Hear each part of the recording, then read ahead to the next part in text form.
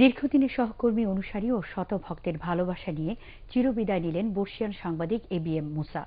জাতীয় প্রেসক্লাবে তাঁর দ্বিতীয় নামাজে জানাজার মানুষের ঢল নামে। এই প্রেসক্লাবেরই তিনি ছিলেন প্রতিষ্ঠাতা সদস্য। পরে তাঁকে দেয়া হয় আজীবন সদস্য পদ। বিদায় জানিয়ে সাংবাদিক সহ তাঁর বন্ধু ও সুহৃদরা বলেন, নির্ভীক সাংবাদিক এবিএম মূসার বিদায় অপূরণীয় ক্ষতি। রাতে ফেনীর কুতুবপুর গ্রামে পারিবারিক কবরস্থানে তাঁকে দাফন করা হয়। বিস্তারিত জানাচ্ছেন শফিকুল ইসলাম শামীম। বরেণ্য সাংবাদিক এবিএম মূসার দ্বিতীয় নামাজে জানাজা উপলক্ষে প্রেস ক্লাবে তার দীর্ঘদিনের সহকর্মী, সাংবাদিক সমাজ, শিক্ষাবিদ, রাজনীতিবিদ, ব্যবসায়ী সহ সর্বস্তরের মানুষের ঢল নামে।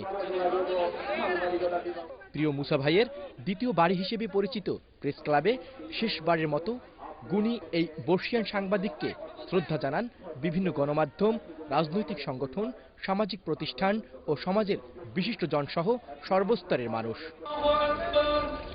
দলমত নির্বিশেষে সবাই কাঁধে কাঁধ মিলিয়ে সর্বস্তরের মানুষ অংশ নেন তার দ্বিতীয় নামাজে জানাজায়। তাই সবাই এক বাক্যে স্বীকার করেন, বরেণ্য এই সাংবাদিকের চলে যাওয়া সংবাদ মাধ্যমের জন্য এক অপূরণীয় ক্ষতি।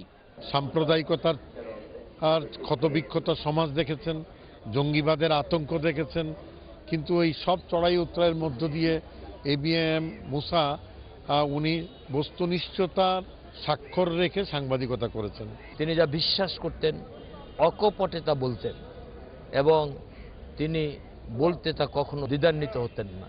মৃত্যুর আগের দিনগুলোতেও তিনি মিডিয়াতে গিয়ে যা ভালো মনে করতেন, যা বিশ্বাস করতেন তাই তিনি বলতেন। বস্তুনিষ্ঠ সাংবাদিকতা বলতে যেটা বোঝায়, আমার মনে হয় আমরা এবিএম মূসাকে একটি জ্বলন্ত, একটি উজ্জ্বল দৃষ্টান্ত হিসেবে আমরা বিবেচনা করতে পারি।